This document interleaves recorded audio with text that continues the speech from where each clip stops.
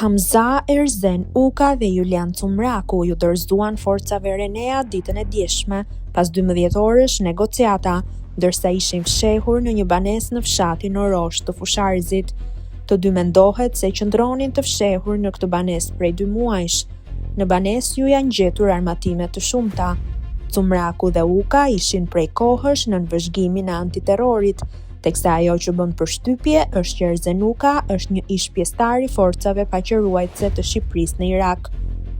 Erzeni ka qenë komando dhe ka shërbyer në Irak dhe Afganistan. Në prill të vitit 2019 u arrestua nga antiterrori pas dyshimeve për prirje radikale dhe nxitjen e urrejtjes me qëllim kryerjen e veprave terroriste.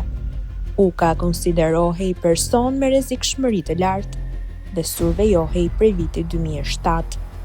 Në shtator të vitit 2020 ai u dënua me 3 vite burg nga gjykata e Tiranës për akuzën e nxitjes, thirrjes publike dhe propagandës për kryerjen e veprave me qëllime terroriste dhe mbajtjes pa leje dhe prodhimit të armëve shpërthyese dhe municionit.